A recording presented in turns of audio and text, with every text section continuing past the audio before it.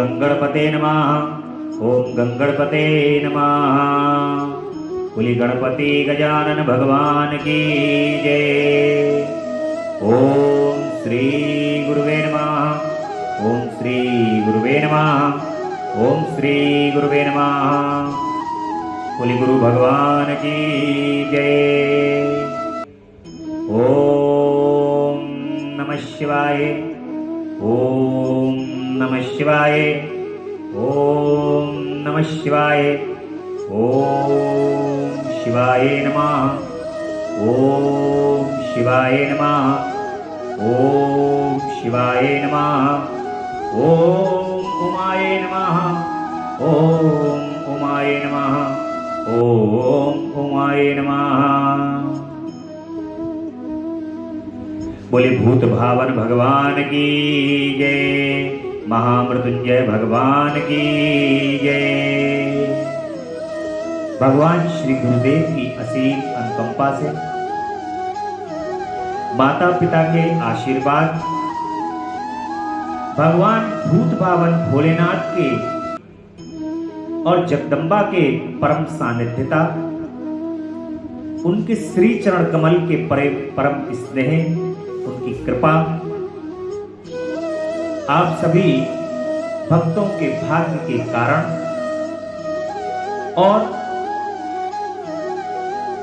आज भगवान शिव के साक्षात स्वरूप शिव पुराण की कथा का आज 16 दिवस है,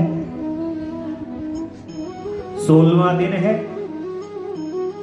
आज भगवान की कथा के 16वें दिवस में कथा अमृत का 16वीं बूंद कर्ण के माध्यम से हृदय में प्रवेश करने जा रही है।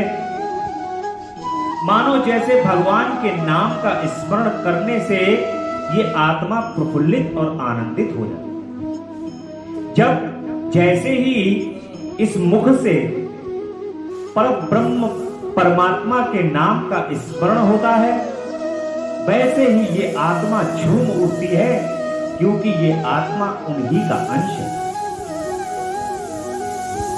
इसीलिए संसार में आपने सर्वत्र ये कहते हुए सुना होगा कि आप परमात्मा को पहचानो। परमात्मा आपके साथ है, आपके संग है, पर आप उसको पहचानने में विलंब कर रहे हैं। आत्मा का जो अंश है उस परम आत्मा से निकला हुआ ही, इसलिए अपने मन के अंदर भगवान के नाम का स्मरण 24 घंटे जो व्यक्ति करता है, उसको भगवान की अनुभूति पल पल और क्षण क्षण होती है। यदि किसी भी कार्य का श्रेय जो व्यक्ति अपने ऊपर ले लेता है, उसको संसार की अनुभूति पल पल क्षण क्षण होती है। क्योंकि भगवान कहते हैं कि जो कार्य तुम अपने ऊपर रख करके कर रहे हो वो तुम जानो, अच्छा हो या बुरा हो वो तुम देखो। क्योंकि उसके अंदर जो आप संसार के कार्य कर रहे हो, उन कार्यों के लिए आपको ये देखना होगा ये कार्य सही है या नहीं है। उसमें त्रुटियां यदि निकल आई तो संसार आपकी त्रुटियां बोलेगा, और अच्छा हो गया तब भी त्रुटियां ढूंढेगा। परंतु यदि वही कार्य भगवान के श्री चरण कमल में जब समर्पित होकर के करा जाता है, भगवान के चरणों में जब वही कार्य समर्पित कर दिया जाता है, तब उसी कार्य को भगवान अच्छा करें या बुरा करें, ये उनके ऊपर छोड़ करके जब हम अपने अलग एकाग्र चित्त होकर के बैठ जाते हैं, तब उसका परिणाम चाहे अच्छा हो या बुरा हो, उसे हमें नहीं भुगतना। जब भगवान के चरणों में हमने अपने आप को समर्पित कर दिया, अपने कार्यों को समर्पित कर दिया, तो उसका अच्छा या बुरा परिणाम सब वो ही जाने। अब कहोगे कि हम खराब कार्य कर रहे हैं तो भगवान के करा रहे हैं। संसार में आपने समर्पण किया ही नहीं। यदि आपने उनके चरणों में समर्पण कर दिया है, तब तो आप ये बात मान के चलिएगा कि खराब तो कुछ हो ही नहीं सकता, सभी कुछ अच्छा ही है। और मेरे जगदम्बा पराम्बा पराशक्ति, मेरे भोलेनाथ भूत भावन भगवान अपनी इच्छा के अनुसार अपने भक्त से कार्यों को कराने लगते हैं, क्योंकि यदि वो जो कार्य कराते हैं धीरे धीरे धीरे धीरे निरंतर जो कार्य कराते हैं वो अपने से जोड़ने के लिए कार्य कराते हैं। भगवान के भक्त बहुत ही विचित्र होते हैं। भगवान के भक्त जो होते हैं भगवान के चरण कमल को नहीं छोड़ते, उनके श्री चरण कमल को सदैव पकड़े और उनके श्री चरण कमल को पकड़ कर बस एक ही शब्द का प्रयोग करते हैं। वो शब्द है ये कि प्रभु करने वाले तुम, हे नाथ करने वाले जब आप हो तो इसका श्रेय फिर मैं क्यों लूं, क्योंकि जैसे ही आप इस संसार को कार्य करने का श्रेय लेते हो वैसे ही उस संसार के अंदर अच्छाई और बुराई दोनों उत्पन्न हो। और जैसे ही आप अपने प्रभु के, अपने नाथ के श्री चरण कमल में उन कार्यों को समर्पित कर देते हो तो उसमें से अच्छाई और बुराई दोनों निकल जाती हैं। वो तो कार्य मेरे नाथ का हो।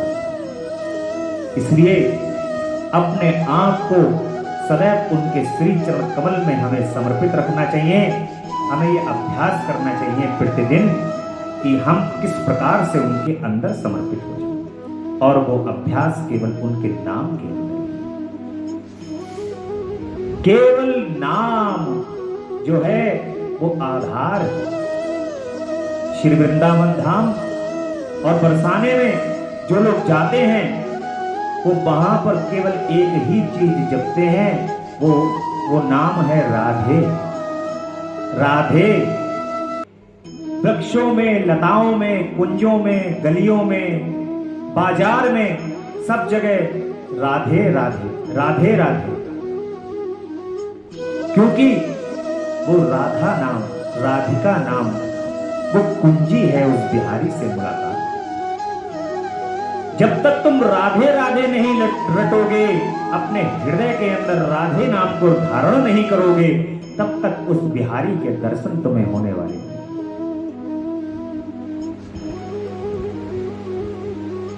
राधा सब तत्वन में तत्व है, राधा तत्व प्रधान, ताको दूसरो नाम है श्री कृष्ण भगवान।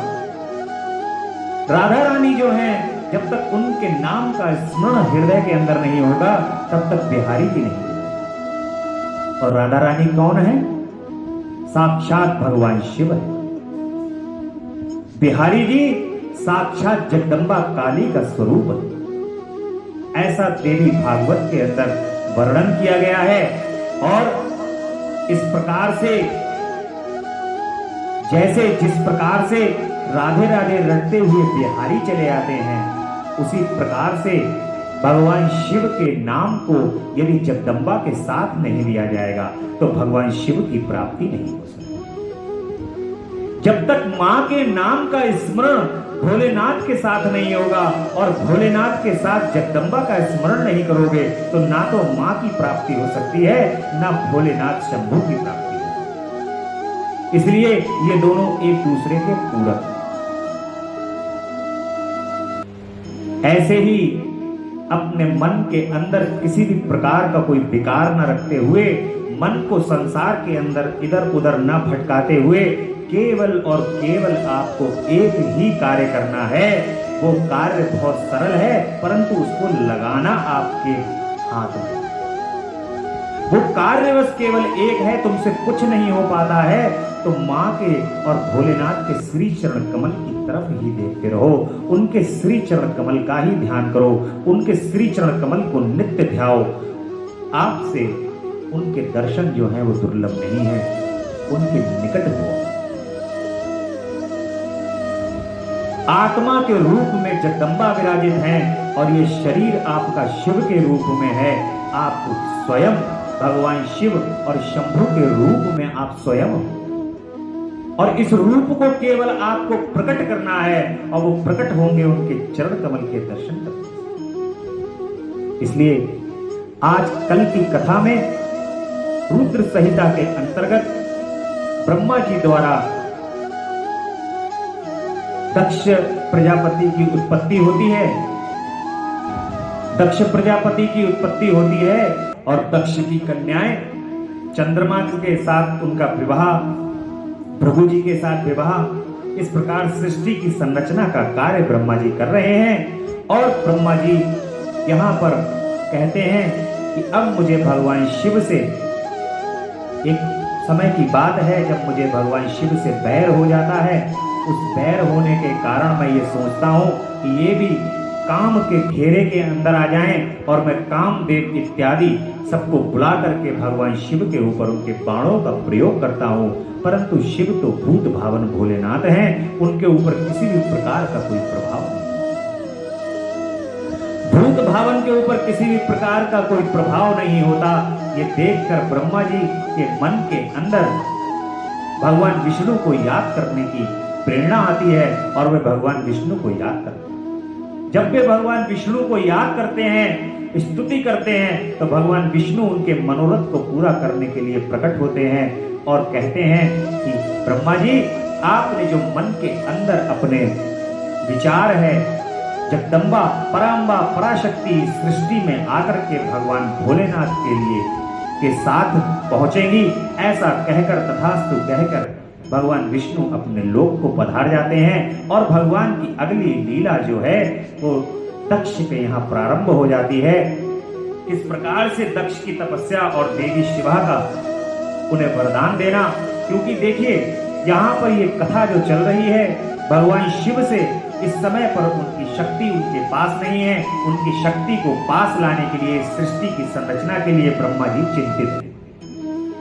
जिस भी अधिकारी को जो कार्य दिया जाता है, वो अधिकारी अपने कार्य को करने के लिए सदैव तत्पर और चिंतित रहता है।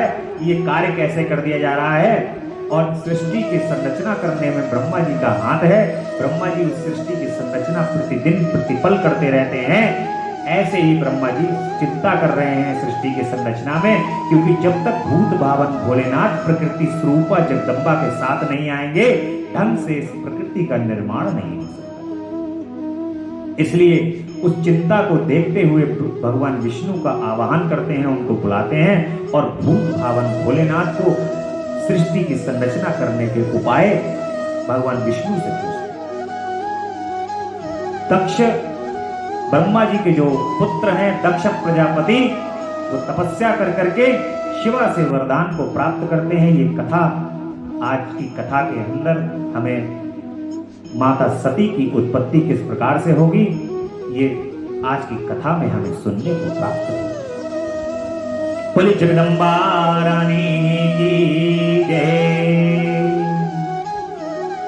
नारद जी ने पूछा कि पूज्य पिताजी, दृढ़ता पूर्वक उत्तम व्रत का पालन करने वाले दक्ष ने तपस्या करके देवी से कौन सा वर प्राप्त किया तथा वे देवी किस प्रकार दक्ष की कन्या हुई। ब्रह्मा जी ने कहा कि नारद, तुम धन्य हो। इन सभी मुनियों के साथ भक्ति पूर्वक इस प्रसंग को सुनो। मेरी आज्ञा पाकर उत्तम बुद्धि वाले वहां प्रजापति दक्ष ने क्षीर सागर के उत्तर तट पर स्थित हो जे देवी जगदम्बिका को पुत्री के रूप में प्राप्त करने की इच्छा तथा उनके प्रत्यक्ष दर्शन की कामना के लिए उन्हें हृदय मंदिर में विराजमान करके तपस्या प्रारंभ। दक्ष ने मन को संयम में रखकर दृढ़ता पूर्वक कठोर व्रत का पालन करते हुए शौच संतोपास्य नियमों से युक्त हो 3000 दिव्य वर्षों तक तप किया। वे कभी जल पीकर रहते, कभी हवा पीते और कभी सर्वदा उपवास करते थे। भोजन के नाम पर कभी सूखे पत्ते चबा लेते थे। मुनि श्रेष्ठ नारद तदंतर यम नियमन आदि युक्त हो जगदम्बा की पूजा में लगे हुए दक्ष को देवी शिवा ने प्रत्यक्ष दर्शन दिया। जगत में ही जगदम्बा प्रत्यक्ष दर्शन पाकर प्रजापति दक्ष ने अपने आप को कृत माना। वे कालिका देवी सिंह पर आरूढ़ थी, जिनकी अंग कांति श्याम थी, मुख बड़ा ही मनोहर था। वे 4 भुजाओं से युक्त थी और हाथों में वरद अभय नील कमल और खड्ग धारण किए हुए। उनकी मूर्ति बड़ी मनोहारिणी थी, नेत्र कुछ लाल थे, खुले हुए केश बड़े सुंदर दिखाई देते थे। उत्तम प्रभा से प्रकाशित होने वाली उन जगदम्बा को भली भांति प्रणाम करके दक्ष विचित्र वचनावलियों द्वारा उनकी जगदीशे महेश्वरी आपको नमस्कार है, आपने कृपा करके मुझे अपने स्वरूप का दर्शन कराया। भगवती आधे मुझ पर प्रसन्न होइए, शिव रूपणी प्रसन्न होइए, भक्त वरदायिनी प्रसन्न होइए, जगदम्बा प्रसन्न होइए, आपको मेरा नमस्कार है। ब्रह्मा जी कहते हैं कि मुने, संयत सिद्ध वाले चित्त वाले दक्ष इस प्रकार स्तुति करने वाली महेश्वरी शिवा ने स्वयं ही उनके अभिप्राय को जान लिया, तो भी दक्ष ने इस प्रकार कहा। दक्ष कहते हैं कि तुम्हारी इस उत्तम भक्त माता कहती हैं कि तुम्हारी इस उत्तम भक्ति से मैं बहुत संतुष्ट हूँ, तुम अपना मनोवांछित वर मांगो, तुम्हारे लिए मुझे कुछ भी अदेय नहीं। माता प्रसन्न हो जाती हैं दक्ष प्रजापति पर और दक्ष प्रजापति से कहती हैं कि तुम्हारे लिए मुझे कोई अदेय नहीं, यानी कोई ऐसी वस्तु इस पूरे तीनों लोगों 14 भुवन के अंदर नहीं है जो मैं तुम्हें नहीं दे सकती, इसलिए तुम वर मांगो, जो वर मांगोगे वो तुम्हें प्राप्त होगा। जगदम्बा की ये बात सुनकर प्रजापति दक्ष बहुत प्रसन्न हुए और उन शिवा को बारंबार प्रणाम करते हुए बोले कि मां, यदि आप मुझे वर देने के लिए उद्यत हैं तो मेरी बात सुनिए और प्रसन्नता पूर्वक मेरी इच्छा को पूर्ण कीजिए। मेरी स्वामी, मेरे जो भगवान हैं, स्वामी हैं, भगवान शिव हैं, वे रुद्र नाम धारण करके ब्रह्मा जी के पुत्र रूप से अवतीर्ण हुए हैं। वे परमात्मा शिव के पूर्वावतार हैं, परंतु आपका कोई अवतार नहीं हुआ, फिर उनकी पत्नी कौन होगी? अतः शिवे, आप भूतल पर अवतीर्ण होकर उन महेश्वर को अपने रूप लावण्य से मोहित की। देवी आपके सिवा दूसरी कोई स्त्री रुद्रदेव को कभी मोहित नहीं कर सकती, इसलिए आप मेरी पुत्री होकर इस समय महादेव की पत्नी हुई। इस प्रकार सुंदर लीला करके आप हर मोहिनी भगवान शिव को मोहित करने वाली बनिए। देवी, यही मेरे लिए वर है। ये केवल मेरे ही स्वार्थ की बात हो ऐसा नहीं सोचना चाहिए, इसमें मेरे ही साथ संपूर्ण जगत का भी हित है। ब्रह्मा, विष्णु और शिव ने शिव से ब्रह्मा जी की प्रेरणा से मैं यहाँ आया हूँ। प्रजापति दक्ष का यह वचन सुनकर जगदम्बिका शिवा हंस पड़ी और मन ही मन भगवान शिव का स्मरण करके ये बोली कि तात प्रजापते दक्ष, मेरी उत्तम बात सुनो। मैं सत्य कहती हूँ, तुम्हारी भक्ति से अत्यंत प्रसन्न हो तो मैं संपूर्ण मनोवांछित वस्तु देने के लिए उद्यत हूँ। दक्ष, यद्यपि मैं महेश्वरी हूँ तथापि तुम्हारी भक्ति के अधीन हो, तुम्हारी पत्नी के गर्भ से तुम्हारी पुत्री के रूप में अवतीर्ण हो, इसमें कोई संशय नहीं। अनध, मैं अत्यंत दुस्सह तपस्या करके ऐसा प्रयत्न करूंगी जिससे महादेव जी का वर पाकर उनकी पत्नी हो जाए। इसके सिवा और किसी उपाय से कार्य सिद्ध नहीं हो सकता, क्योंकि वे भगवान सदाशिव सर्वदा निर्विकार है। ब्रह्मा और विष्णु भी सेव्य हैं तथा नित्य परिपूर्ण रूप है। मैं सदा उनकी प्रिया हूँ। प्रत्येक जन्म में वे नाना रूपधारी शंभु ही मेरे स्वामी होते हैं। भगवान सदाशिव अपने दिए हुए वर के प्रभाव से ब्रह्मा जी की भ्रकुटी से रुद्र रूप में अवतीर्ण हुए हैं। मैं भी उनके वर से उनकी आज्ञा के अनुसार यहाँ अवतार लूंगी। अब तुम अपने घर को जाओ। इस कार्य में जो मेरी दूती अथवा सहायिका होंगी उसे मैंने जान लिया है। अब शीघ्र ही मैं तुम्हारी पुत्री होकर महादेव जी की पत्नी बनूंगी। इस प्रकार जगदम्बा दक्ष को वर दे करके अंतर ध्यान हो जाती हैं। दक्ष ने ये उत्तम वचन सुनकर के मन ही मन शिव की आज्ञा प्राप्त करके देवी शिवा ने शिव के चरणारविंदों का चिंतन करते हुए फिर कहा, प्रजापते, परंतु मेरा एक प्रण है, उसे तुम्हें सदा मन में रखना चाहिए। मैं उस प्रण को सुना देती, तुम उसे सत्य समझो, मिथ्या ना मानो। यदि कभी मेरे प्रति तुम्हारा आदर घट जाएगा तब उसी समय मैं अपने शरीर को त्याग दूंगी। मां कह रही हैं कि दक्ष, यदि तुम्हारे मन के अंदर मेरे लिए ये कोई भी आदर की भावना जरा सी भी कम हुई तो मैं उसी समय तुम्हारा त्याग कर दूंगी और उस शरीर को त्याग दूंगी, अपने स्वरूप में लीन हो जाऊंगी अथवा दूसरा शरीर धारण कर लूंगी। मेरा यह कथन सत्य है। प्रजापते, प्रत्येक सर्ग या कल्प के लिए तुम्हें यह वर दे दिया गया है। मैं तुम्हारी पुत्री होकर के भगवान शिव की पत्नी होंगी। मुख्य प्रजापति दक्ष ऐसा कहकर महेश्वरी शिवा उनके देखते देखते वहीं अंतर ध्यान हो गई। दुर्गा जी के अंतर ध्यान होकर दक्ष भी अपने आश्रम को लौट गए। यह सोचकर प्रसन्न रहने लगे कि देवी शिवा मेरी पुत्री होने वाली। जगदम्बा आने वाली हैं, मां आने वाली है, ये सोच सोच कर दक्ष प्रसन्न हो। बोल जगदम्बा रानी की जय। जगदम्बा का आगमन होने वाला है और बहुत जल्द ही जगदम्बा दक्ष के यहाँ प्रकट होने वाली हैं। भगवान शिव की तपस्या करके उनकी पत्नी का रूप में शिव और शक्ति दोनों मिलने वाले हैं। ऐसे देवताओं में भी हर्ष हो गए। इस बात को देख करके ब्रह्मा जी कहते हैं कि नारद, प्रजापति दक्ष अपने आश्रम पर जाकर मेरी आज्ञा पा हर्ष भर से मन से नाना प्रकार की मानसिक सृष्टि करने लगे। उस प्रजा सृष्टि को बढ़ती हुई ना देख प्रजापति दक्ष ने अपने पिता ब्रह्मा से कहा कि दक्ष बोले कि ब्रह्मा जी, तात प्रजानाथ प्रजा जो है वो बढ़ नहीं रही है प्रभु। मैंने जितने जीवों की सृष्टि की थी वे सब उतने ही रह गए, क्योंकि अब प्रकृति स्वरूपा जगदम्बा नहीं। जब तक जगदम्बा नहीं है तब तक इस सृष्टि की संरचना कैसे? उस सृष्टि की संरचना के लिए ही दक्ष ने जगदम्बा को इस भगवान के सानिध्य, भगवान के साथ मिलाने के लिए ही इतनी घोर तपस्या की है कि जगदम्बा और शिव दोनों एक हो जाएं, शिव और शक्ति का मिलन हो जाए। इस प्रकार से दक्ष घोर तपस्या करते हैं और कह रहे हैं कि संसार तो बढ़ ही नहीं रहा है, और या मुझे बताइए तदनुसार मैं प्रजा की सृष्टि करूंगा, इसमें संशय नहीं है। ब्रह्मा जी ने कहा कि तात प्रजापति दक्ष, मेरी उत्तम बात सुनो और उसके अनुसार कार्य करो।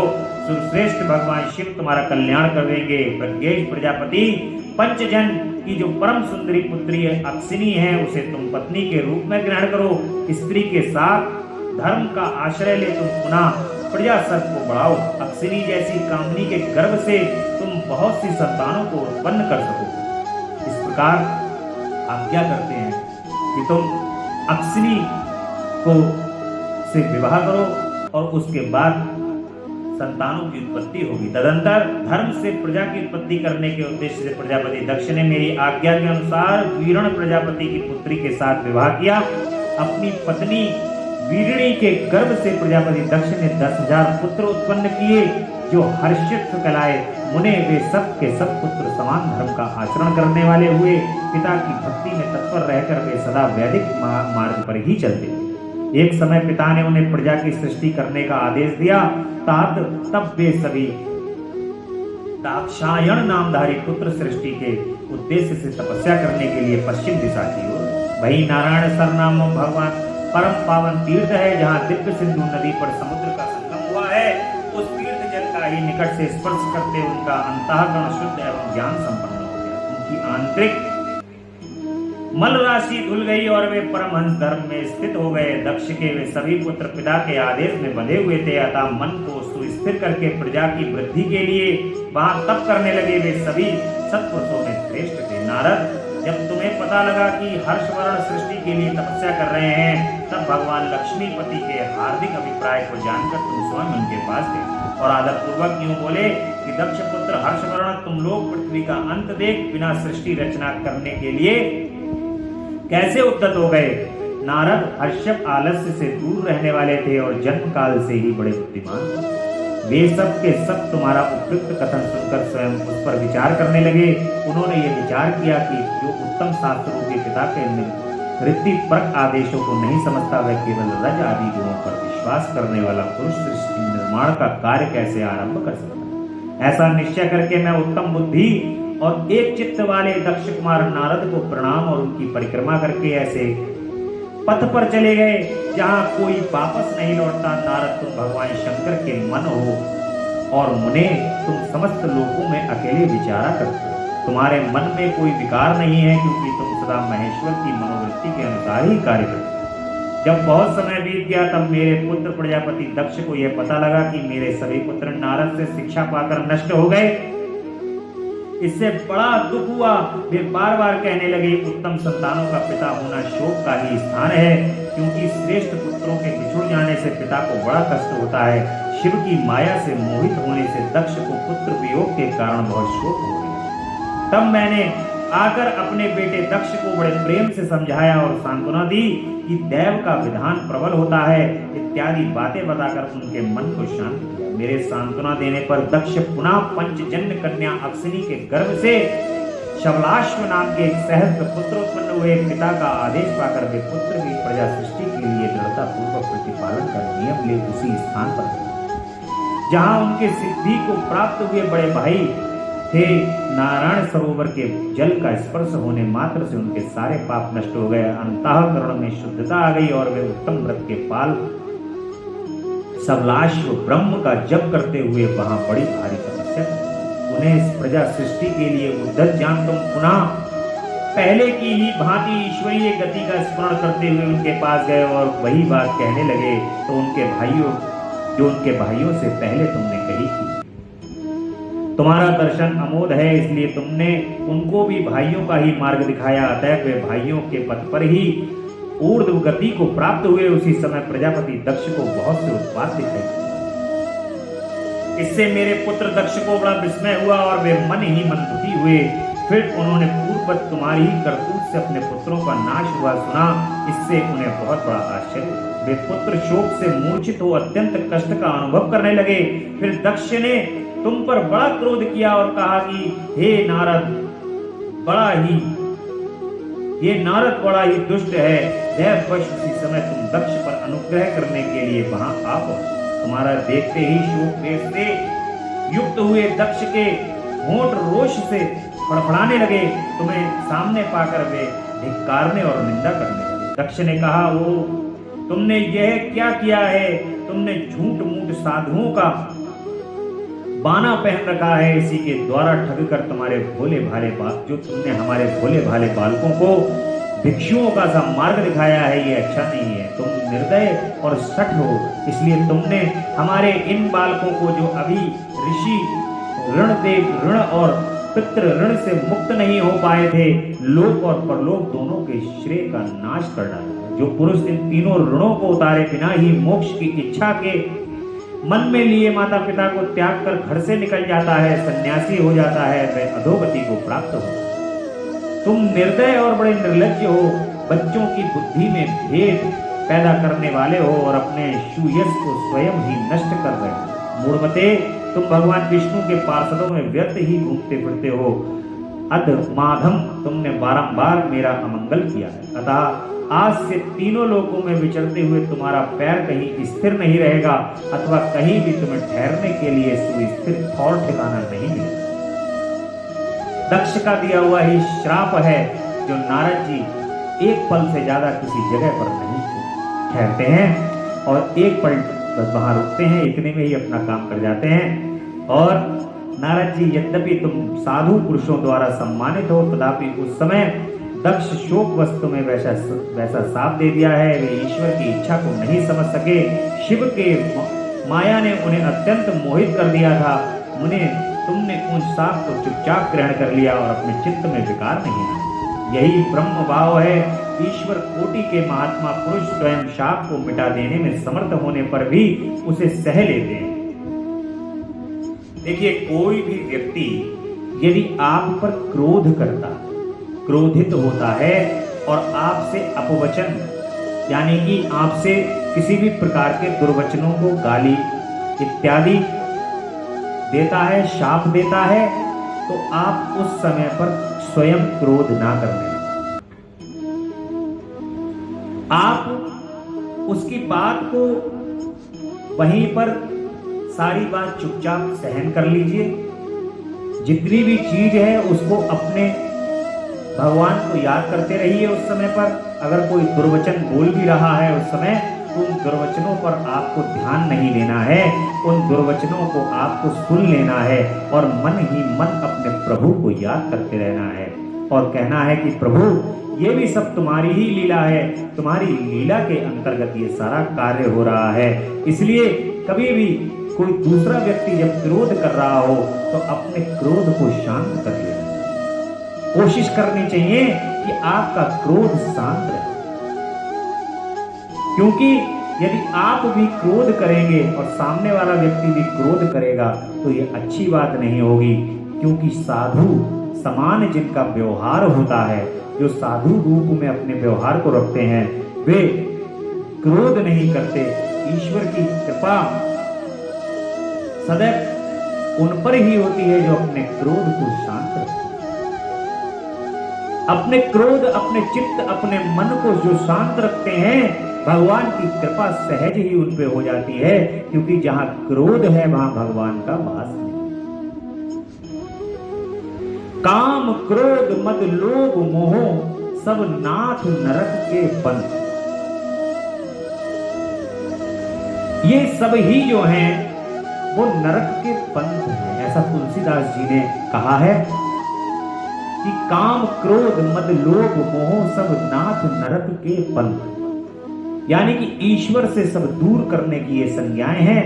इन संज्ञाओं से एक एक करके, क्योंकि ये संसार के अंदर आप हैं और इस संसार के अंदर आप होने के, व्याप्त होने के कारण ये सभी गुण, भगवान शिव के अलावा ये गुण सभी के अंदर व्याप्त है।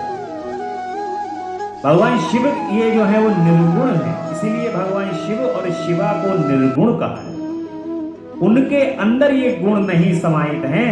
इसके अलावा संसार के अंदर सभी के अंदर, चाहे वो देवी देवता हो, किसी भी प्रकार के यक्ष गंधर्व राक्षस मनुष्य देवतागण, सभी के अंदर ये गुण विराजित हैं, जो काम क्रोध मद लोभ मोह से ग्रसित हैं। परंतु जो भगवान के श्री चरण कमल का ध्यान करता है, वो स्टेप बाय स्टेप इन गुणों से दूर होता है, वो भी निर्गुण हो जाता है। तो सबसे पहला जो गुण का त्यागन आपको करना है वो क्रोध नहीं लाओगे। क्रोध लाओगे तो रुष्ट होगे, क्रोधित होगे तो हृदय में जो विराजित भगवान जिनको आपने स्थापना कर रखी है अपने हृदय के अंदर, उन भगवान को कष्ट प्राप्त होने लगे। तो उनको कदापि कष्ट नहीं होना चाहिए, इसलिए कभी भी अपने हृदय के अंदर क्रोध नहीं। तो नारद जी संत की भांति, नारद जी तो संत स्वरूप हैं, मुनि हैं, वो सारी चीजों को सहन कर लेते हैं और सह लेते हैं। दक्ष की 60 कन्याओं का विवाह, दक्ष और वारिणी के यहाँ देवी से शिवा का अवतार, दक्ष द्वारा उनकी स्तुति तथा सती के सद्गुणों एवं चेष्टा से माता पिता की प्रसन्नता किस प्रकार से होती है, हम इस प्रसंग के अंदर पढ़ना शुरू कर देंगे। ब्रह्मा जी कहते हैं कि देवर्षि इसी समय दक्ष के इस बर्ताव को जानकर मैं भी वहां पहुंचा और पूर्ववत उन्हें शांत करने के लिए सांत्वना दी। तुम्हारी प्रसन्नता को बढ़ाते हुए मैंने दक्ष के साथ तुम्हारा सुंदर स्नेहपूर्ण संबंध स्थापित कराया। तुम मेरे पुत्र हो, मुनियों में श्रेष्ठ हो और संपूर्ण देवताओं के प्रिय हो, अतः बड़े प्रेम से तुम आश्वासन देकर मैं फिर अपने स्थान पर आ गया। तदंतर प्रजापति दक्ष ने मेरी अनुनय के अनुसार अपनी पत्नी के गर्भ से 60 सुंदरी कन्याओं को जन्म दिया और आलस्य रहित हो धर्म आदि के साथ उन सबका विवाह कर दिया। मुनीश्वर, मैं उसी प्रसंग को बड़े प्रेम से कह रहा हूँ, तुम सुनो। मुने दक्ष ने अपनी 10 कन्याएं विधि पूर्वक धर्म को, 13 कन्याएं कश्यप मुनि को, 27 कन्याओं का विवाह चंद्रमा के साथ कर दिया। बहुपुत्र अंगिरा तथा कुश्वाश को अपने 2-2 कन्याएं दी और शेष 4 कन्याओं का विवाह तार्क्ष के साथ कर दिया। इन सब की संतान परंपराओं से 3 लोग भरे पड़े हुए हैं, अतः विस्तार भय से उनका वर्णन किया जाता है। कुछ लोग शिवा या सती को दक्ष की ज्येष्ठ पुत्री बताते हैं, दूसरे लोग उन्हें मझली पुत्री कहते हैं तथा कुछ अन्य लोग सबसे छोटी पुत्री मानते हैं। कल्प भेद से ये तीनों मत ठीक हैं। जैसे एक कल्प होता है, देखिए कल्प किसे कहते हैं, जब एक सतयुग, द्वापर, सतयुग, त्रेता, द्वापर और कलयुग, ये एक क्रम पूरा हो जाता है तो उसको एक कल्प कहते हैं। यानी कि फिर सतयुग आएगा, अब कलयुग जब समाप्त होगा तो उसके बाद सतयुग आएगा, फिर त्रेता आएगा, द्वापर आएगा, फिर कलयुग आएगा, एक कल्प पूरा हो जाएगा। सतयुग, त्रेता, द्वापर, कलयुग, एक कल्प पूरा। तो जैसे आज आप इस कथा को YouTube के माध्यम से सुन रहे हैं, इसी प्रकार से ये कथा ये जब कल्प चेंज होगा फिर सुनने को आपको प्राप्त होगा। भगवत नाम का स्मरण आपको फिर से सुनने को प्राप्त होगा। भगवान की लीलाओं का वर्णन आपको फिर सुनने को प्राप्त होगा। फिर कल्प पलट के आएगा और फिर ऐसे ही भगवान की, लेकिन उस कल्प के अंदर थोड़े थोड़े क्षणिक परिवर्तन होते हैं। परिवर्तन क्यों होते हैं? वो परिवर्तन होते हैं भक्ति के कारण। भगवान के भक्त भगवान के लिए कभी हिंडोले में डुलाने लगते हैं, भगवान के भक्त कभी गोद में खिलाने लगते हैं, भगवान के भक्त तो अनन्य प्रकार से उनकी सेवाओं को करने लगते हैं। जैसे कल्प चेंज होता है, भगवान भक्त की वो विस्मृति नहीं करते। भगवान अपने भक्त से नाना प्रकार की लीलाओं को करते जाते हैं और लीलाओं के अंदर भगवान कभी कोई परिवर्तन नहीं करते। भगवान की जो लीलाएं होती हैं, जैसे आज आप उनकी कथाओं को अपने चित्त के अंदर प्रसन्नता पूर्वक सुन रहे हैं, जब ये कल्प पलट करके आएगा तो इसी प्रकार से और विस्तार रूप से आप इस कथा को यहां पर बैठ करके सुनें। ऐसी धारणा, ऐसी चित्त के अंदर धारणा सभी भक्त अपने हृदय के अंदर रखते हैं। आप समझ नहीं सकते कि भगवान के भक्त भगवान का कितना इंतजार करते हैं। भगवान के भक्त अपने हृदय के अंदर करुणामय होकर के उनका इंतजार करते हैं। पल पल, जैसे एक पल उनको युगों के बराबर प्रतीत होता है कि मेरे प्रभु किसी भी तरीके से आ जाएं। कितने कितने वर्षों तक लोगों ने तपस्याएं की हैं भगवान को प्राप्त करने के लिए, और भगवान के जो भक्त हैं, जो उनके रसिक हैं, वो भगवान को पल भर में प्राप्त कर लेते। भगवान जो ब्रह्मा विष्णु महेश्वर और ऋषियों के, मुनियों के, तपस्वियों के, सन्यासियों के ध्यान में नहीं आते, जो दिन रात तपस्या करके भगवान को अपने ध्यान में लाने की कोशिश करते हैं, भगवान उन्हीं अपने भक्तों के पास चंद मिनटों में आए। क्योंकि भक्त में और भगवान में कोई भेद नहीं। जैसा मैं शुरू से कहता आ रहा हूं कि भगवान शिव और शक्ति में कोई भेद नहीं, क्योंकि श्याम सुंदर कह रहे हैं कि हे राधा, मैं तो तुम्हारा भक्त हूं। राधा रानी के भक्त जो हैं वो श्याम सुंदर है। राधा रानी के श्री चरण कमल का वंदन करते हैं। राधा रानी के द्वार पर भगवान जो है वो सफाई कर रहे हैं, उनके श्री चरण कमल का वंदन कर रहे हैं। इसी प्रकार भगवान शिव की शिवा जो है वो भगवान की भक्त है, शिव की भक्त है, और भूत भावन भोलेनाथ जगदम्बा के भक्त है। उनके श्री चरण कमल का ध्यान लगा रहे हैं। ऐसे ही ये भक्त और भगवान का संबंध है। ऐसे ही इस सृष्टि के अंदर जो भक्त भगवान के पास आता है, भगवान को याद करता है, तो वो जो संबंध शिव और शक्ति का है, वही संबंध भक्त और भगवान। भगवान के बगैर भक्त रुक नहीं सकता, भगवान के बगैर भक्त रह नहीं सकता। दिन रात भगवान के नाम का स्मरण करता है, और भगवान भी वैकुंठ छोड़ करके पृथ्वी मृत्यु लोक पर मिनट में आया। सृष्टि की रचना कर देते हैं। बाल बाल गोपालों के साथ, गोपियों के साथ भगवान नित्य लीला कर रहे हैं, नित्य उनके साथ विचरण कर रहे हैं। किस प्रकार से, जैसे मानो भगवान जो है वो ये कह रहे हैं कि वैकुंठ अब नहीं जाना, अब वैकुंठ हमारा काम नहीं है। वैकुंठ जितना मजा तुम्हारे साथ है उतना मजा तो कहीं नहीं। इसी प्रकार भगवान के कार्यों को करने के लिए कल्प बीतते रहते हैं, कल्प चलते रहते हैं, उनके अंदर थोड़ा थोड़ा परिवर्तन आता रहता है। जैसे रामायण के अंदर कुछ लोग कहते हैं कि इस रामायण में ये लीला इस रामायण में है, ये लीला इस रामायण में है, ये लीला हमने यहाँ सुनी, लीलाएं सारी ही घटित हुई हैं, लेकिन वो अलग अलग कल्प में अलग अलग लीलाएं हैं। कहीं पर अहरावण की कथा आती है, कहीं पर अहरावण की कथा नहीं आती। कहीं पर लवकुश कांड आता है, कहीं पर लवकुश कांड का स्मरण नहीं होता। लेकिन भगवान की ये सारी लीलाएं कल्प के हिसाब से बदलती रहती हैं। भगवान वहां पर अपनी इच्छा के अनुसार लीलाएं अपने भक्तों से कराते रहते हैं, लेकिन भक्त की लीला कभी भी परिवर्तित नहीं होती, क्योंकि भक्त भगवान को छोड़ता ही नहीं। चाहे कितने भी कल्प परिवर्तित हो जाएं, भगवान के भक्त जो हैं भगवान को छोड़ते ही नहीं। भगवान कहते हैं कि ये तो छोड़ेंगे ही नहीं, भक्त हैं हमारे, इनका तो छोड़ने का कार्य ही नहीं है। जब ये छोड़ेंगे नहीं तो परिवर्तित भी नहीं होंगे। इसलिए भगवान की कथा को, उनके नाम के स्मरण को बहुत शुद्ध मन से आनंदित और प्रफुल्लित होकर के सुनना चाहिए। अगला कल्प आएगा तो उस कल्प के बाद आपको इस कथा का पुनः आनंद प्राप्त होगा। ऐसे ये कथाएं जो है वो निरंतर भगवान की आपको सुनने को प्राप्त होती रहेंगी।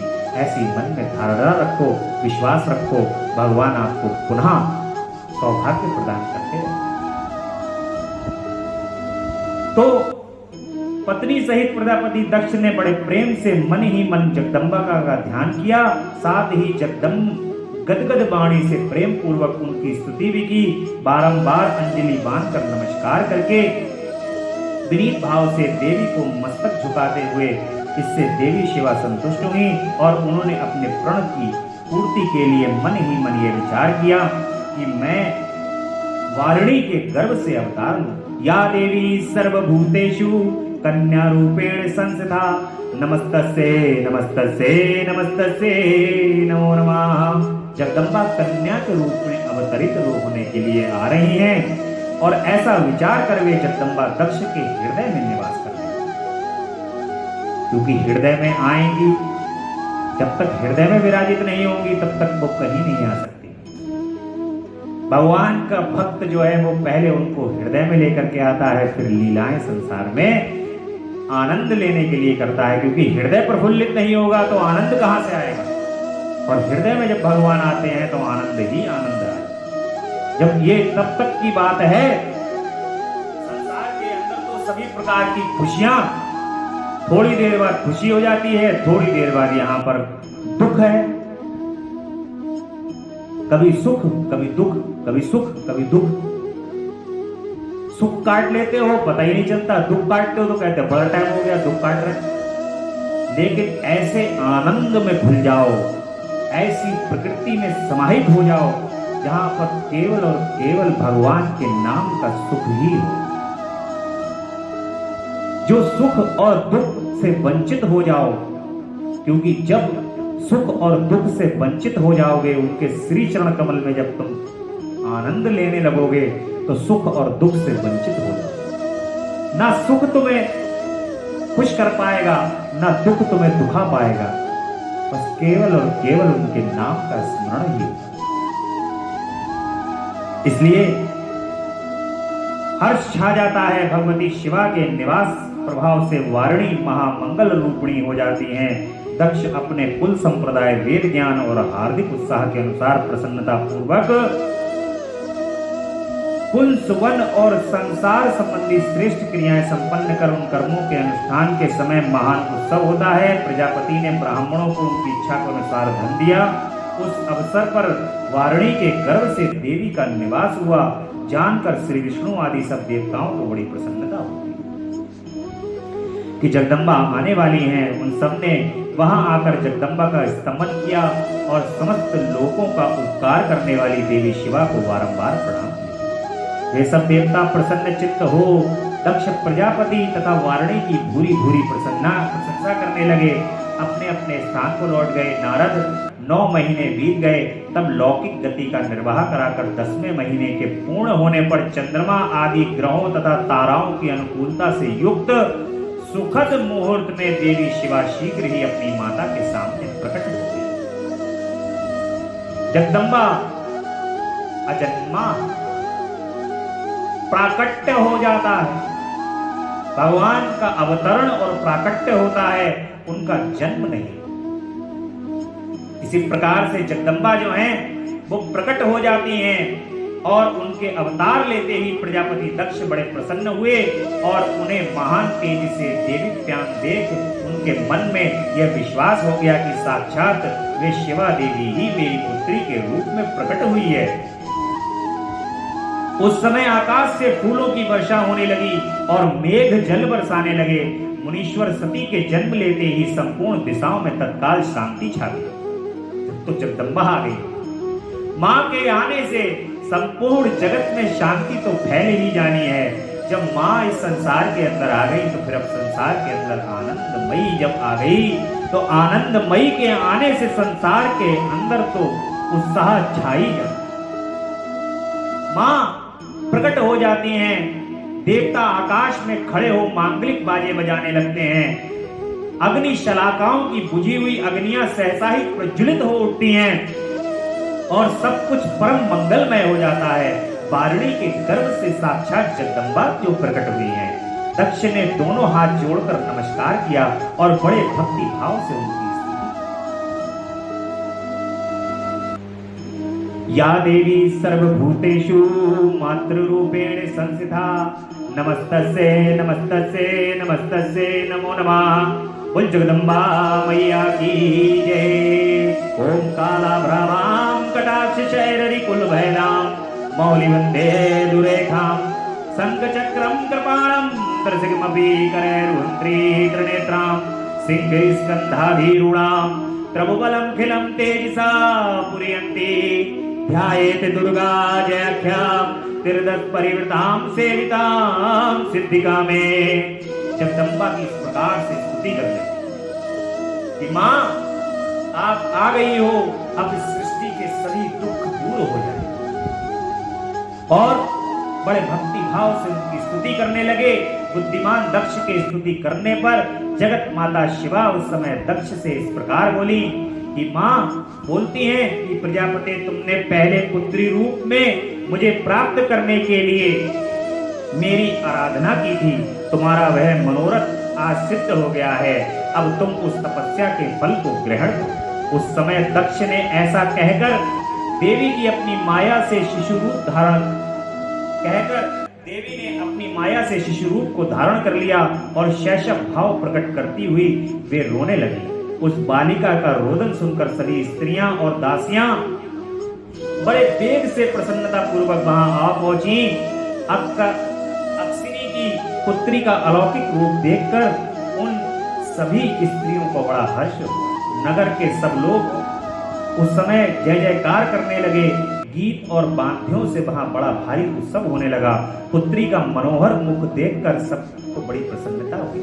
दक्ष ने वैदिक और कुलोचित आचार का विधि पूर्वक अनुष्ठान किया, ब्राह्मणों को दान दिया और दूसरों को भी धन्यवाद।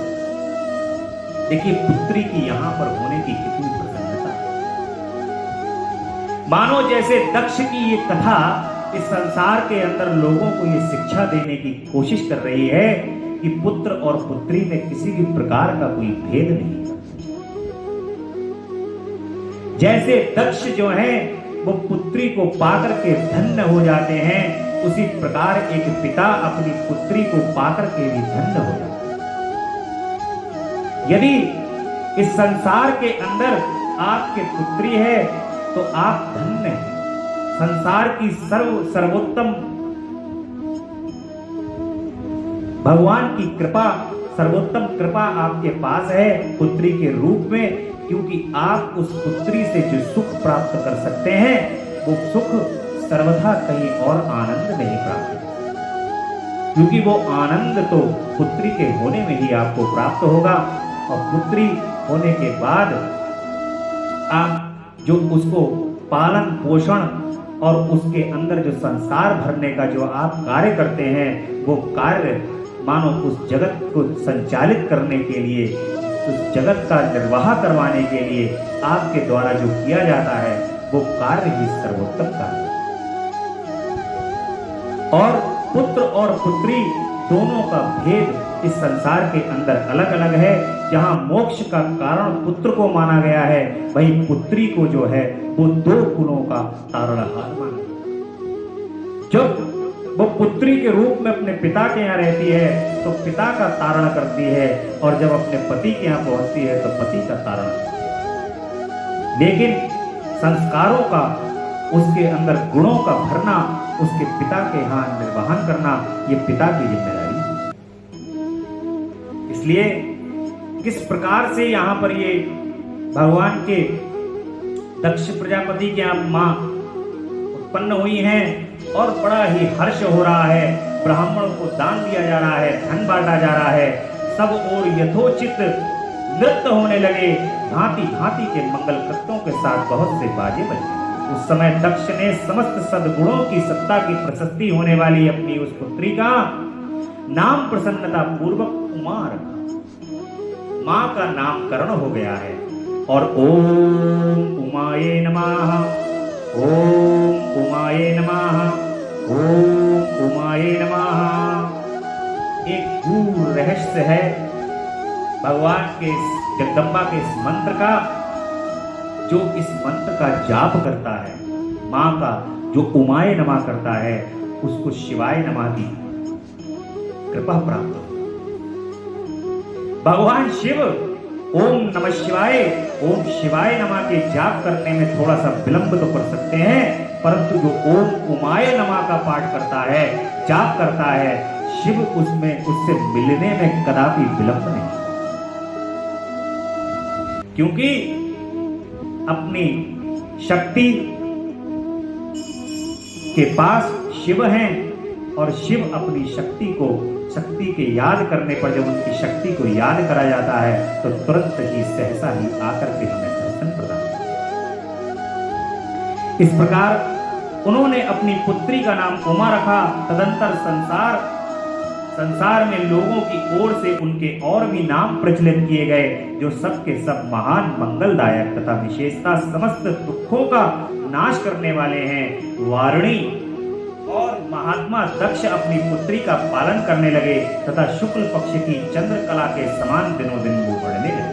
द्विजश्रेष्ठ बाल्यावस्था में भी समस्त उत्तमोत्तम गुण उनसे उसी तरह प्रवेश करने लगे जैसे शुक्ल पक्ष की बाल चंद्रमा में भी समस्त मनोहारिणी कलाएं प्रविष्ट हो जाती।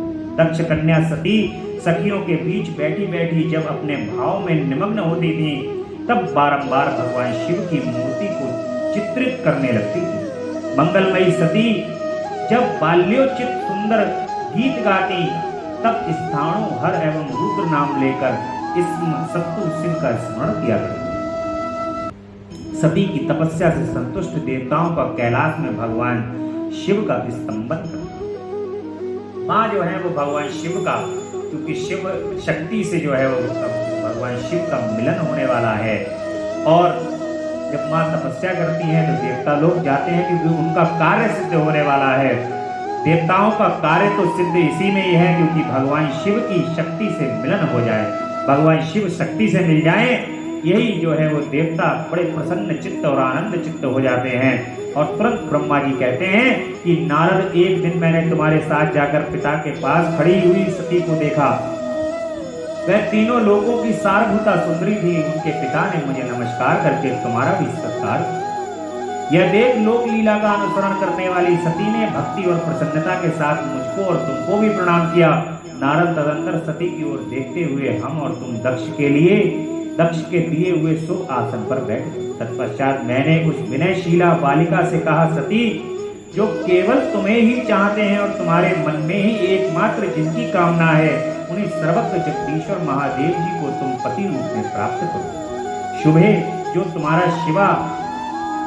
सिवा दूसरी किसी स्त्री को पत्नी रूप में ना तो ग्रहण कर सके हैं, ना करते हैं और ना ही भविष्य में ग्रहण करेंगे, वे ही भगवान शिव तुम्हारे पति हों। वे तुम्हारे ही योग्य हैं, दूसरे के नहीं।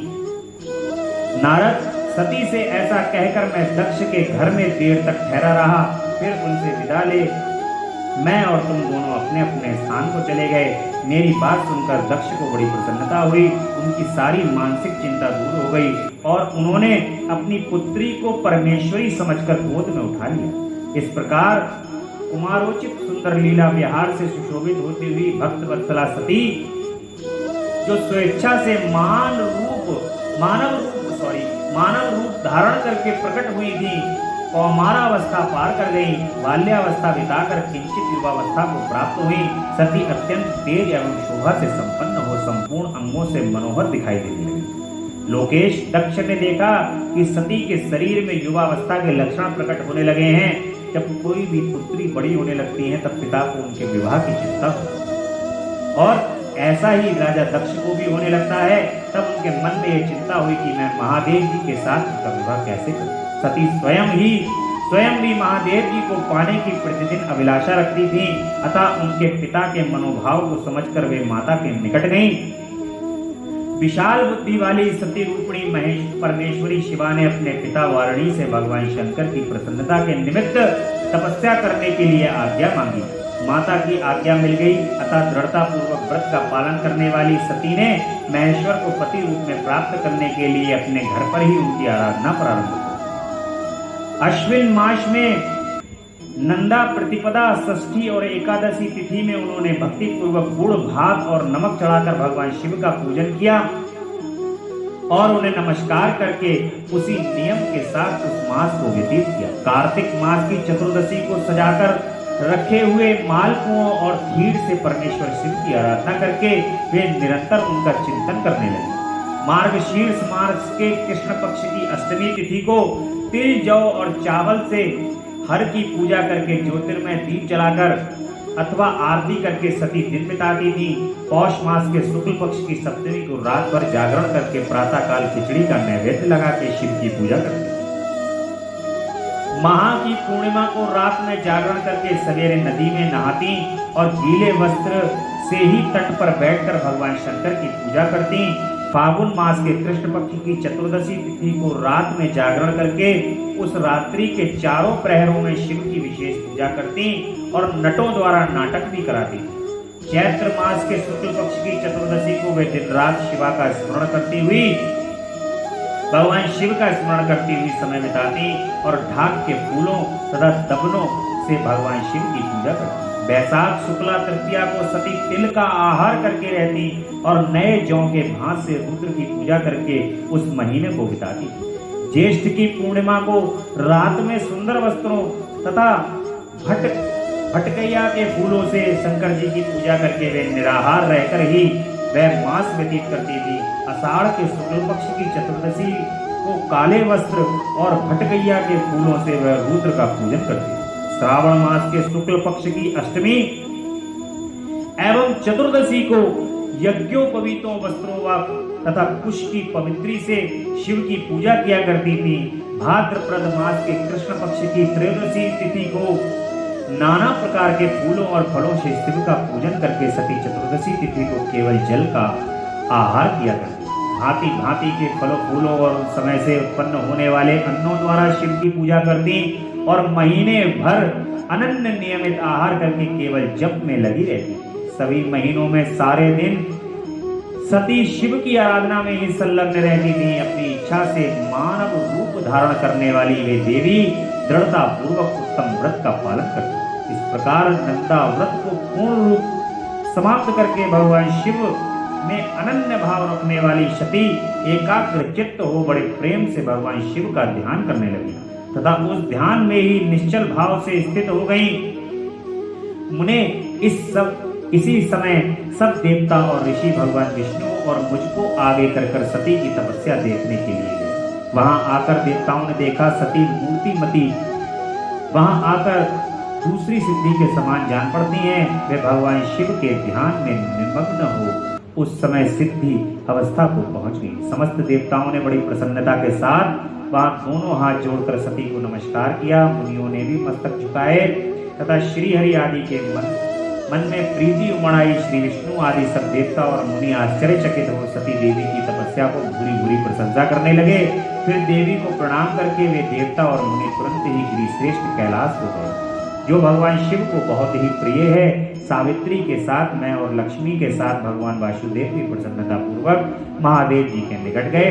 वहां जाकर भगवान शिव को देखते ही बड़े वेग से प्रणाम करके सब देवताओं ने दोनों हाथ जोड़ करके विनीत भाव से नाना प्रकार के स्तोत्रों द्वारा उनकी स्तुति कर अंत में कहा, प्रभु आप सत्व, रज और तम नामक जो 3 शक्तियां हैं उनके राग आदि वेद से सहे हैं। वेद त्रयी अथवा लोक त्रयी आपका स्वरूप है। आप शरणागतों के पालक तथा आपकी शक्ति बहुत बड़ी है, उसकी कही हुई कोई सीमा नहीं है, कहीं कोई सीमा नहीं है। आपको नमस्कार है दुर्गापते। जिनकी इंद्रियां दुष्ट हैं, वश में नहीं हो पाती, उनके लिए आपकी प्राप्ति का कोई मार्ग सुलभ है। यानी कि जो भगवान जिनकी इंद्रियों में दोष है, उनके लिए भगवान आप दुर्लभ हो।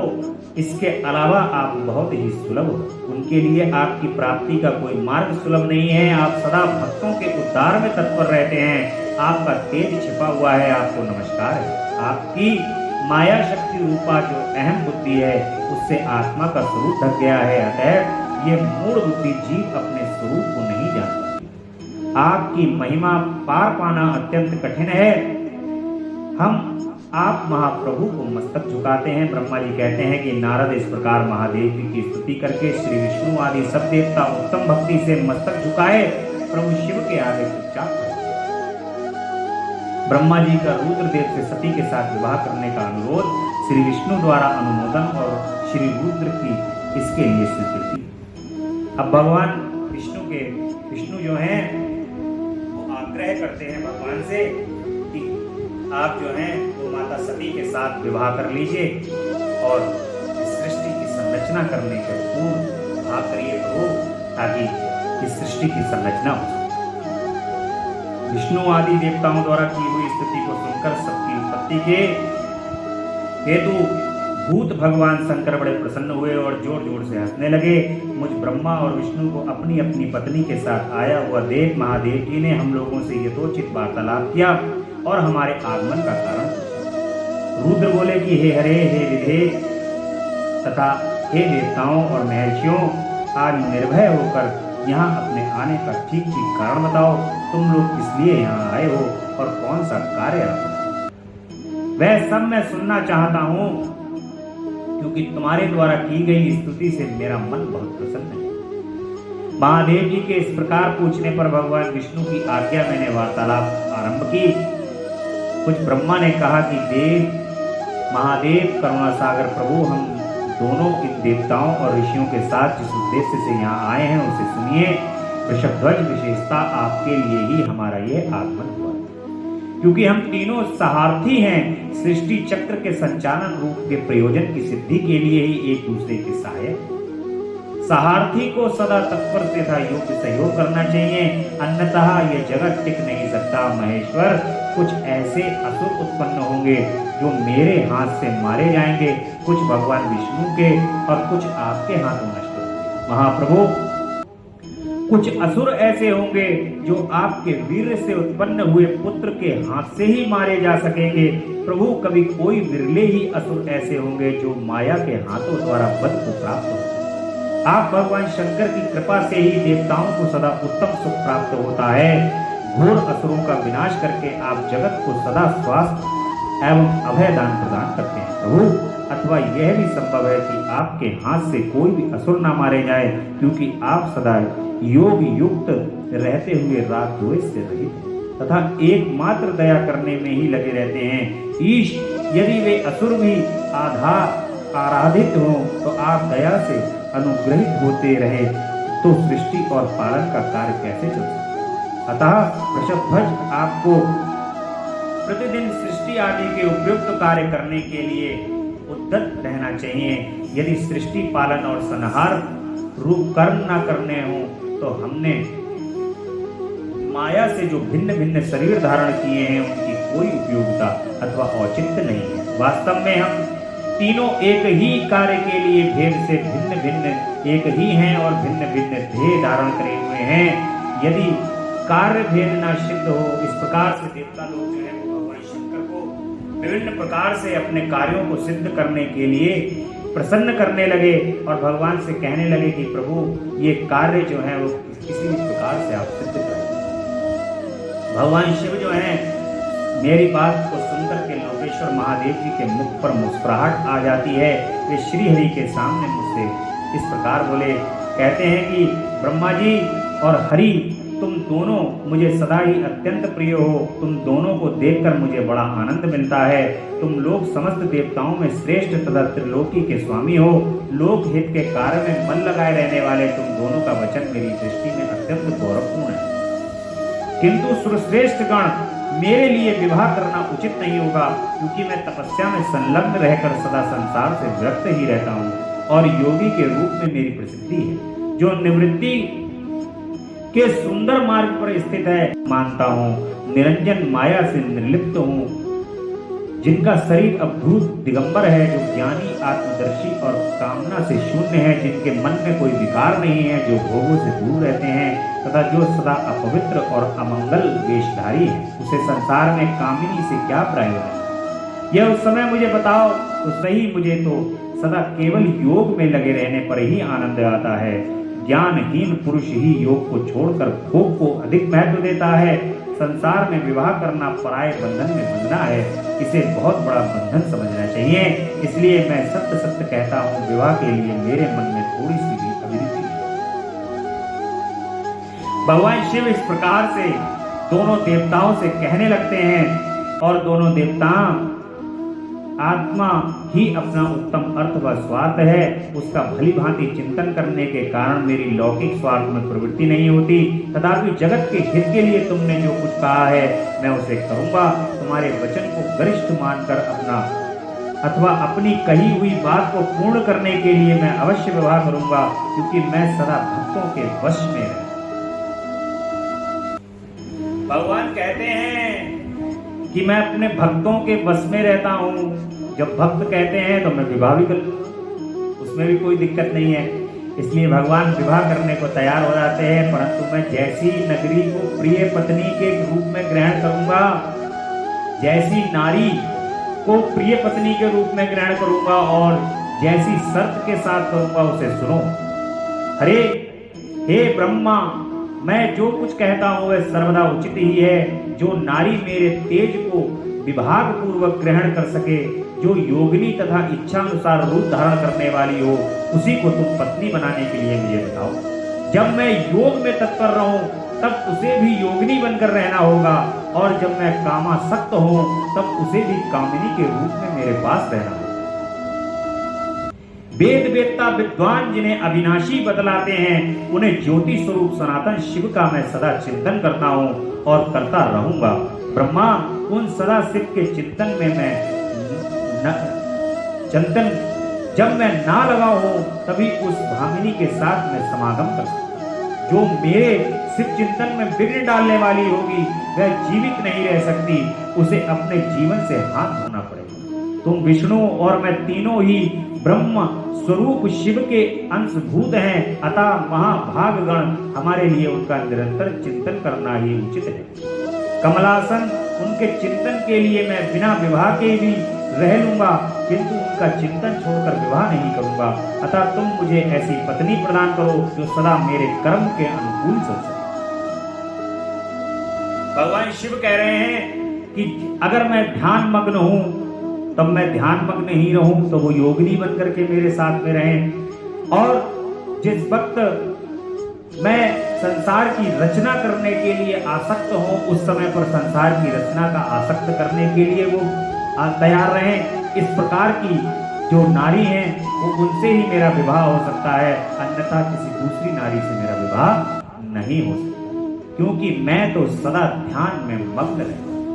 इस प्रकार भगवान दोनों देवताओं से कह रहे हैं और कहते हैं, यदि उस स्त्री का मुझ पर और मेरे वचन पर अविश्वास होगा तो मैं उसे त्याग दूंगा।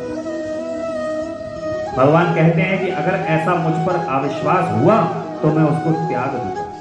ये भी समझ लो, ऐसी शर्तें जो है वो भगवान विष्णु और ब्रह्मा जी के सामने भगवान शंकर रख रहे हैं और कह रहे हैं। उनकी ये बात सुनकर मैंने और श्री हरि ने मंद मुस्कान के साथ मन ही मन प्रसन्नता का अनुभव किया। फिर मैं विनम्र होकर बोला, नाथ महेश्वर प्रभु, आपने जैसी नारी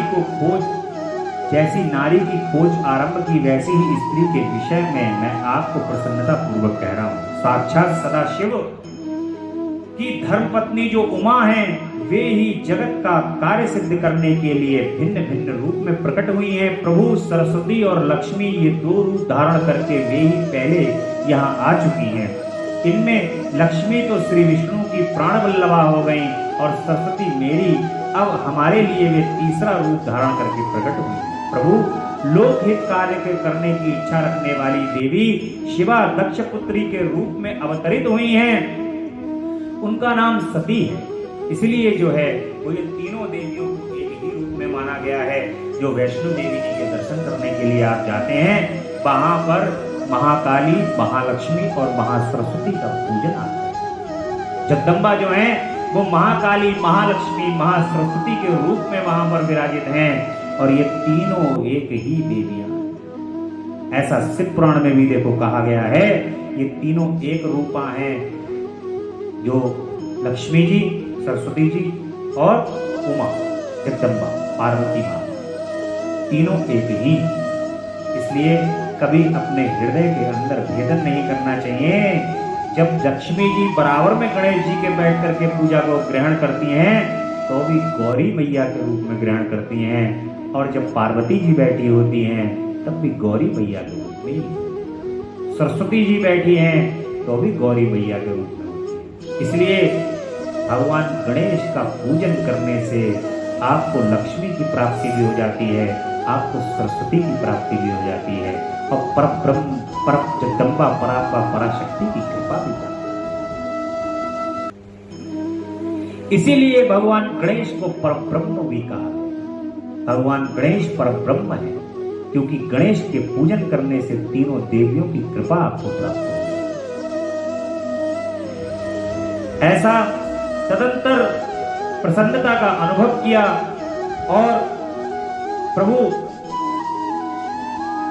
लोक हित कार्य करने के लिए इच्छा रखने वाली देवी शिवा दक्ष के रूप यहाँ प्रकट हुई हैं। उनका नाम सती है। सती ही ऐसी भार्या हो सकती हैं जो सदा आपके लिए हितकारिणी।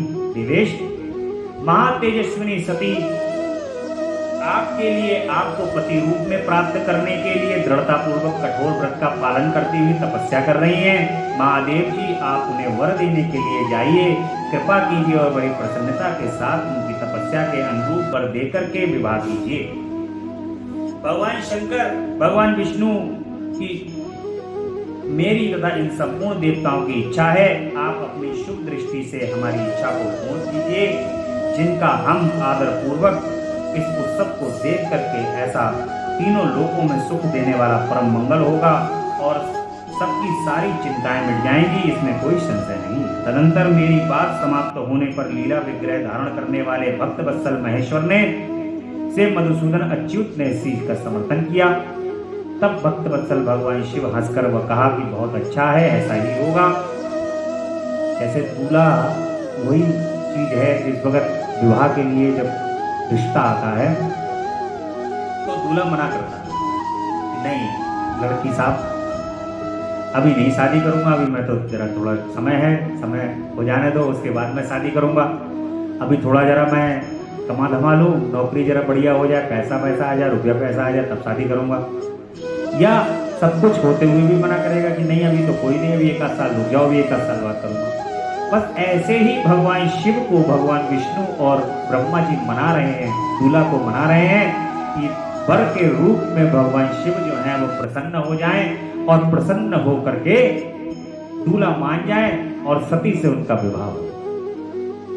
और दोनों की बातों को सुनकर के भगवान शिव वर के रूप में प्रसन्न हो जाते हैं और उनसे कहते हैं कि चलो भैया ठीक है, कर दो शादी।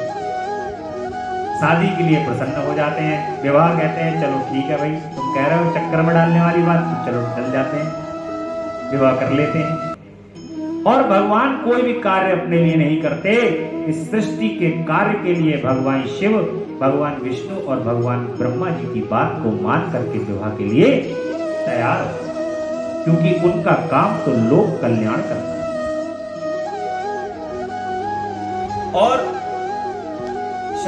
शिव से वर की प्राप्ति तथा भगवान शिव का ब्रह्मा जी को दक्ष के पास भेजकर सती का वरण करना।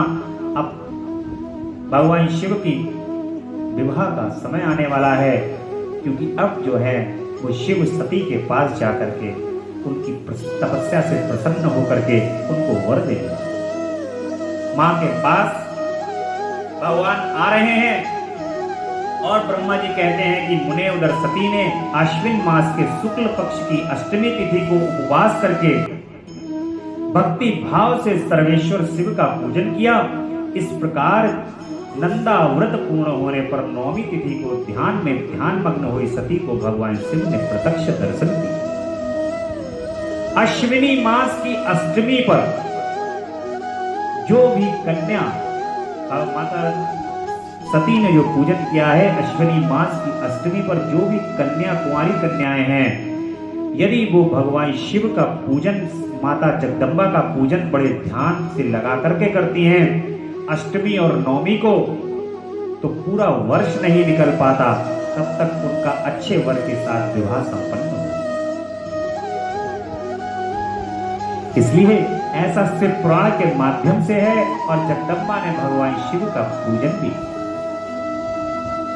नंदाव्रत पूर्ण होने पर नौमी तिथि को ध्यान मांगने हुई सती को भगवान शिव ने प्रत्यक्ष रूप में दर्शन दे दिए हैं। उनका श्री विग्रह सर्वांग सुंदर एवं गौर वर्ण का था।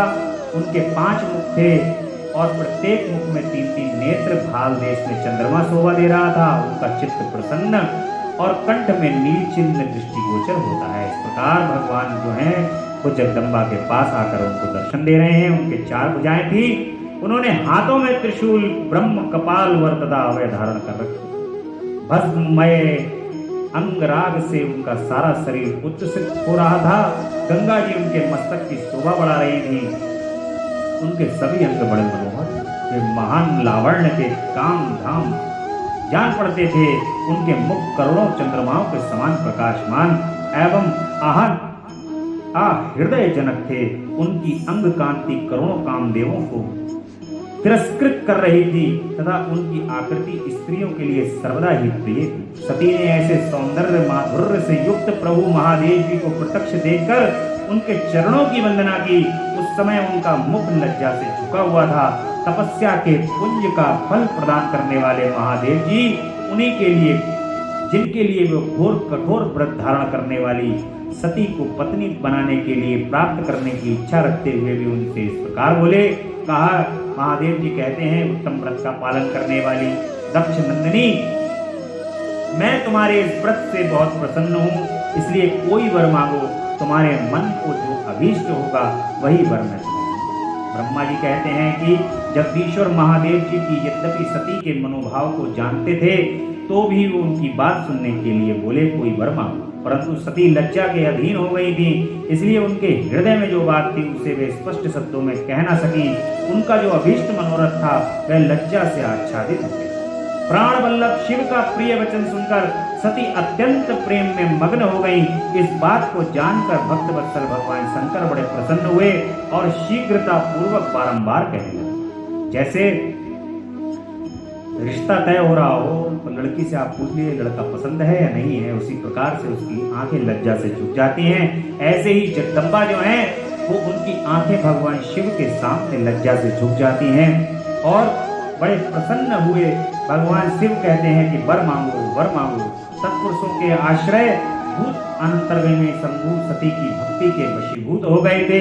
तब सती ने अपनी लज्जा को रोककर महादेव जी से कहा कि वर देने वाले प्रभु, मुझे मेरी इच्छा के अनुसार ऐसा वर दीजिए जो टल ना सके।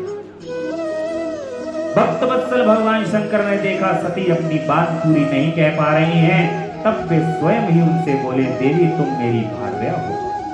अपने अभीष्ट फल को प्रकट करने वाले उनके इस वचन को सुनकर आनंद मग्न हुई मां चुपचाप खड़ी रह गई, क्योंकि वे मनोवांछित वर पा चुकी थी। फिर दक्ष कन्या प्रसन्न हो दोनों हाथ जोड़कर मस्तक झुका भक्त वत्सल शिव से बारंबार। देखो यहाँ पर यह भी दिखाया गया है, मां ने इतने वर्षों तक भगवान शिव की तपस्या की भक्त के रूप में।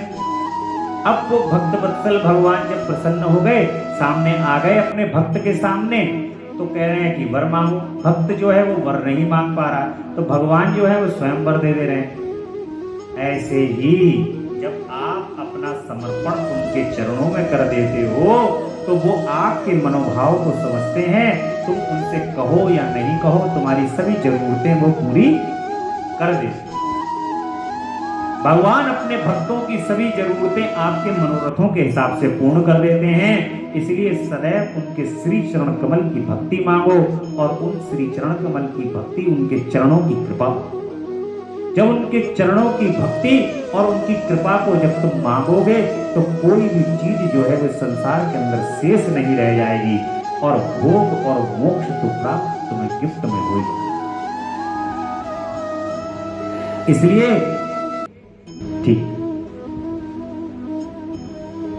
सती बोली कि देवारी देव महादेव प्रभु जगतपते, आप मेरी पिता को कहकर वैवाहिक विधि से मेरा पारिग्रहण करें। ब्रह्मा जी कहते हैं कि नारद सती की यह बात सुनकर भक्त वत्सल महेश्वर ने प्रेम से उनकी ओर देखकर कहा कि प्रिय, ऐसा ही होगा।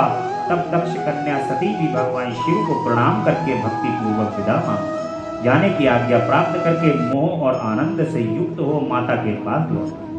भगवान शिव भी हिमालय पर अपने आश्रम में प्रवेश कर दक्ष कन्या सती के विभागों वियोग से कुछ कष्ट का अनुभव करते हुए उन्हीं का चिंतन करने लगे। देवर्षि फिर मन को एकाग्र करके लौकिक गति का आश्रय ले भगवान शंकर ने मन ही मन मेरा स्मरण किया। त्रिशूलधारी महेश्वर के स्मरण करने पर उनकी सिद्धि से प्रेरित हो मैं तुरंत ही उनके सामने जा खड़ा हुआ। तात हिमालय के शिखर पर जहाँ सती के वियोग का अनुभव करने वाले महादेव जी विद्यमान थे, वहीं मैं सरस्वती के साथ उपस्थित हो गया। देवर्षि, सरस्वती सहित मुझे आया देख सती के प्रेम पाश में बंधे हुए शिव उत्सुकता पूर्वक बोले। शंभु ने कहा कि ब्रह्मा जी, मैं सबसे विवाह के कार्य में स्वार्थ बुद्धि पर बैठा हूँ, तब अब मुझे इस स्वार्थ में ही सा प्रतीक होता है। दक्ष कन्या सती ने बड़ी भक्ति से मेरी आराधना की है। उनसे नंदा व्रत के प्रभाव से मैंने उसे अभीष्ट वर देने की घोषणा की। ब्रह्मा जी तब मुझसे ये वर मांगा कि आप मेरे पति हो जाइए। ये सुनकर सर्वदा संतुष्ट हो मैंने भी कह दिया कि तुम मेरी पत्नी हो जाओ। तब दक्षायणी सती मुझसे बोली कि जगतपते, आप मेरे पिता को सूचित करके वैवाहिक विधि से मुझे ग्रहण करें। ब्रह्मा जी, उनकी भक्ति से संतोष होने के कारण मैं उनका ये अनुरोध भी स्वीकार कर लिया। विधाता, तब सती माता के घर में चली गई और मैं वहां चला आया। इसलिए तुम मेरी आज्ञा से दक्ष के घर जाओ और ऐसा यत्न करो जिससे प्रजापति दक्ष शीघ्र ही मुझे अपनी कन्या का दान कर। उनके इस प्रकार आज्ञा देने पर मैं कृतकृत और प्रसन्न हो गया तथा उन भक्त वत्सल विश्वनाथ से इस प्रकार बोला। ब्रह्मा जी ने कहा कि शंभो, आपने जो कुछ कहा है उस पर भली भांति विचार करके हम लोगों ने पहले ही सुनिश्चित कर दिया है। वृषध्वज मुख्यतः देवताओं और मेरा भी दक्ष स्वयं ही आपको अपनी पुत्री प्रदान करेंगे, किंतु आपकी आज्ञा से मैं भी उनके सामने आपका संदेश कह दूंगा। सर्वेश्वर महाप्रभु महादेव जी से ऐसा कहकर मैं अत्यंत वेगशाली रथ के साथ दक्ष के घर पहुंचा। बोल जगदम्बा रानी की जय, शंकर भगवान की जय, महामृत्युंजय भगवान की जय। कल का दिवस जो है वो भगवान के विवाह का दिवस है। कल भगवान शिव का बहुत उत्साहपूर्वक विवाह होगा। माता सती के साथ कैसे कैसे विवाह के अंदर भगवान अपने गणों को लेकर के मां के द्वार पर पहुंचेंगे और भगवान का विवाह होगा, प्रसन्नता होगी, आनंद होगा। उसके बाद दक्ष एक यज्ञ कराएंगे। उस यज्ञ के अंदर भगवान शिव का वो तिरस्कार कर देंगे। माता सती ये तिरस्कार को देख करके उस कुंड के अंदर, यज्ञ कुंड के अंदर अपने शरीर को त्याग देंगी। इस कथा को हम सुनेंगे आगे के भाग में। कल ये कथा बहुत प्रसन्न और आनंदता पूर्वक हम स्मरण करेंगे, श्रवण करेंगे। बोली भक्त वत्सल भगवान की जय। बड़े आनंद के साथ भगवान की स्तुति करेंगे। प्रेम के साथ भगवान के नाम का स्मरण करते रहेंगे। ओम नमः शिवाय, ओम नमः शिवाय, ओम नमः शिवाय, ओम शिवाय नमः, ओम शिवाय नमः, ओम उमाय नमः, ओम उमाय नमः। बोलिए भक्तवत्सल भगवान की जय। जय अविनाशी जय कैलाशी शंकर शंभु हरे हरे, करे स्तुति हम भूतेश्वर जगवंदन से डरे डरे। जय अविनाशी जय कैलाशी शंकर शंभु हरे हरे, करे स्तुति हम भूतेश्वर जगवंदन से डरे डरे। ना जाने हम रूप तुम्हारा ना स्वरूप ही पहचाने, जान सके ना ब्रह्मा विष्णु हम माया कैसे जाने। लेकिन इतना सुनते आए तुम हो सर्प जटाधारी, तुम हो सर्प जटाधारी। 3 लोक 14 भुवनों के पिता आप हैं भंडारी। विचरण करते आप सदा ही बैल पीठ पर चढ़े चढ़े। जय अविनाशी जय कैलाशी हरे हरे, तुमको अंगड़धानी दाता सारा ही संसार गए। जैसे बांसुरी मेरी बांधे ऊपर गंगे धार बहे। अर्ध चंद्रमा से माथे पर झरझर अमृत झरता है।